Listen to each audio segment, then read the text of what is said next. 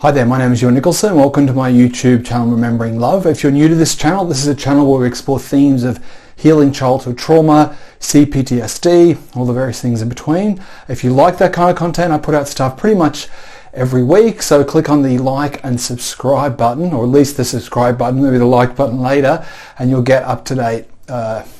You'll be told when I put stuff out. If you're not new to this channel, thank you very much for coming back.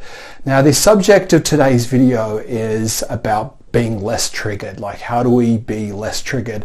And to explore that, I'd like to go through a number of different things. First of all, what is it to be triggered? When we're talking about this word of triggered, what are we actually talking about when it comes to childhood trauma and healing childhood trauma? How do we identify what it is to be triggered? And how do we get less triggered? Like, how do we go around feeling less reactive to our external and internal environments? So to begin with, what are we talking about when we're talking about being triggered? Now, probably in the last 10 years, the word triggered has become its own kind of triggering word.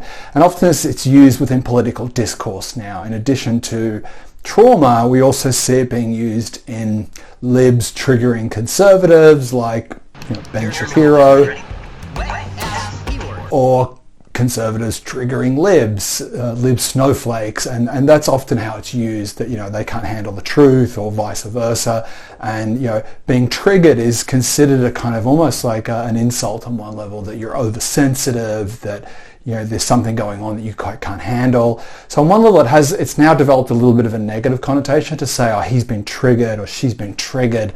It is not like a compassionate observation. Rather, it's like, well, what's wrong with them and look how weak they are. But at the same time, it is still used in terms of trauma, that things can be triggering. And today we're going to be looking at that understanding of trigger. We're not going to be exploring what triggers Ben Shapiro or whoever. And in that regards, being triggered often refers to the process of something deeply emotional being invoked that is kind of built into you in a way where when you witness this or hear this, it stirs something in you that feels involuntary, in the sense that you don't think, I'm about to be triggered. You're just aware that hearing stories of sexual abuse or watching something on the TV that references that can be triggering, in the sense of it can evoke something very intense, very emotional, that feels very involuntary and stirs up a lot of heavy and strong emotions. But it's also worth being aware that, like, the process of feeling triggered is not limited to conservatives and libs and people with childhood trauma. We're all triggered, all of us, all of the time.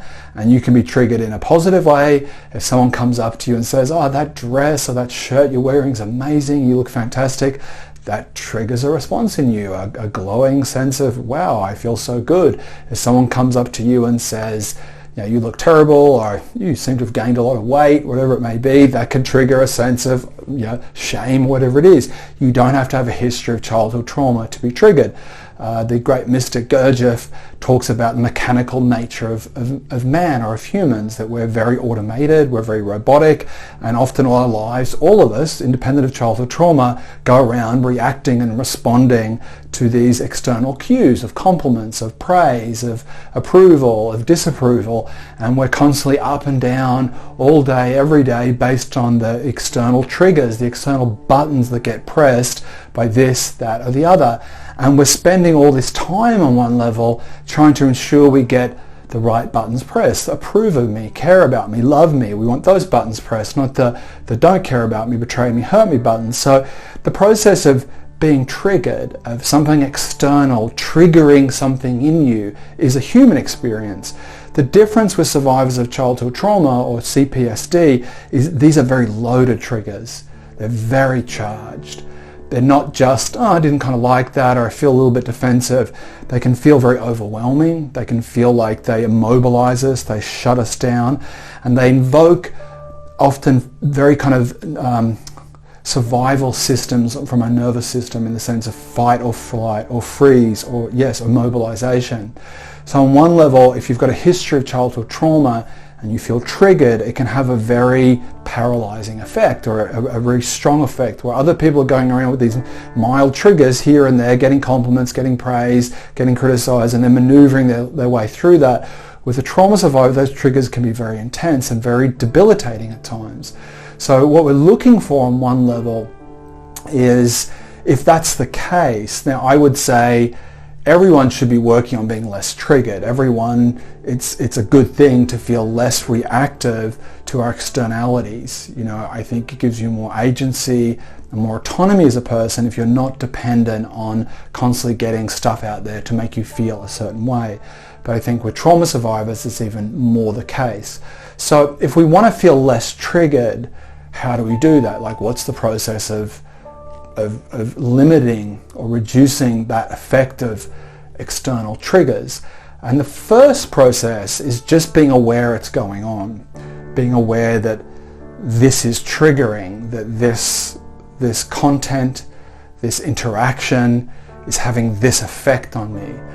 And I think to get an awareness, a really good barometer of what's going on inside of us, is having somatic awareness, of having physical awareness, of being conscious of what is happening in my body. Do I feel sick? Do I feel anxious? Do I feel nervous? A few weeks ago, I had a colleague that does a religious trauma podcast. I'll put a link in the description, where she interviews people and their stories of religious trauma. And she contacted me and said, "I really like to hear about your story. Would you like to share it with me?" And I was coming back from the swimming center with my daughter. And I said, yeah, I'd be happy to do that. I wasn't expecting to hear from her. And then I got home, and then I just started feeling a lot of nausea. I threw up. And initially in my mind, I was thinking, what did I eat for lunch? Was it too greasy? I was just going over the kind of my food intake that day. And then I realized, that's it. All the way back home, I was going over, if I'm going to tell this story, what part of the story do I tell? What part do I leave out? I was kind of replaying the conversation I was potentially going to have with her, and it triggered a visceral stomach nausea in me. And I suddenly became aware that, I've just been triggered. The idea of sharing my story has been really triggering, and I felt it literally in my body. And by being aware of it, by being conscious of that, it discharges some of it. So one of the first things is to look at our bodies. If we want to be aware of where and how we're being triggered, and when we reduce triggering, is to have some conscientiousness or some awareness of what's going on physically to our interactions, the way we engage our environment, and the reactions that has on us. So that's one thing, just to start being conscious of these things seem to trigger me. The second thing, and I think this has been something that is a work in progress for me, because I still definitely get triggered. That's one example that I gave you. But I think developing a meditation and a mindfulness practice, and I know in all these videos I keep coming back to that, but it's very much been a cornerstone of what I consider to be my own progression and healing, is just feeling less identified with those emotions as they arise. So it's not to say that, I do get triggered. I do feel like certain things can happen. Particularly for me, anger in others is a big trigger.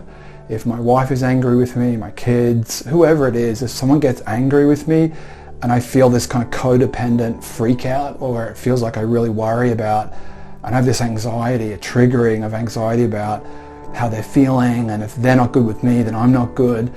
And I think to reduce that is to feel less captured by it, to feel I'm able to observe it more rather than be really in it, like this is really real and I need to get them out of their anger, or I need to adjust or change my behavior to get them to be less a certain way, where that enmeshment that comes with codependency, although I'm experiencing it, although I can feel the trigger of it, I'm developing a little bit of detachment to it, a little bit of separateness to it, that I'm aware it's occurring, but it has a little less authority.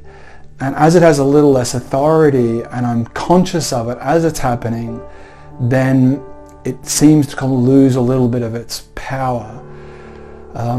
So there's the process of one, of being aware of our bodies and how our bodies react. Two, it's been developing an awareness of oneself that's outside of our constant reactive self. And the third thing, for me at least, when it comes to feeling less triggered, is, in a strange kind of way that's counterintuitive, to be accepting that that's there on one level, that I have these sort of complexes or samkaras or whatever you want to call them, configurations of defensiveness, protection, maladaptive ways of interacting that protect me from pain. And to begin with, at least where I am in the process, is just to some degree accepting they're there, that I'm not necessarily having this goal of I want to just be untriggered and unreactive and just floating around in a sea of peacefulness. That to some degree I'm saying, look, that's taken a long time. These triggers had a value, that they did protect me, that they served a function on one level. And to begin with, I just have to be aware and present with them and be conscious of their impact and their effect and their unconscious nature. You know, if my wife's really angry with me and I feel anxious, it's very habitual. It's not voluntary. I don't choose, well, I'm going to be anxious because she's disapproving of me and it's triggering my codependency. When you're in it, it doesn't feel like that. It feels very real. It feels very grounded and very rational. So to begin with, you know, to reduce that, you're just trying to be accepting of it, that I do have these triggers. I am becoming more aware of it. I'm listening to my body more. I'm developing more time and more space out of those triggers, feeling more centered. And I think ultimately what we're aiming to do is to feel more agency, to feel less unconscious. And again, I've talked about this before in other videos. I think the aim of healing childhood trauma is not exclusive to childhood trauma. It's the aim of being more conscious and less unconscious, to feel like our lives have an agency driven by our essence or our love or our awareness, rather than lives that are on autopilot, reacting, just constantly in the thrall of our history and our adaptations, and that just is what everything that's dominating our lives. And we start to shape our lives more from that freedom of feeling, I'm not those things, I'm not my triggers. But to get to that freedom, there is this bit of saying, well, I may not be my triggers, but they're there. Like, they're part of how I deal with the world. And to some degree, to start off with, I just need to be more aware, more conscious, more mindful of what's going on. Not what should be going on or what I want to be going on, but just what is going on. I do react that way. This is the thing that happened to me when this thing happens here. So it's a tricky one. It's a hard one. But what it all comes down to is, how do we be more conscious? How do we be more aware and less unaware? And just, that's a lifetime's work in that, for trauma survivors or not. So yeah, I hope this has helped. I hope this has made sense for you. If you've enjoyed this video, please like and subscribe. If you've got any comments, insights, anything you'd like to share about being triggered or not being triggered, please put it in the comments section below. Thank you very much for coming. Take care of yourself, and bye-bye.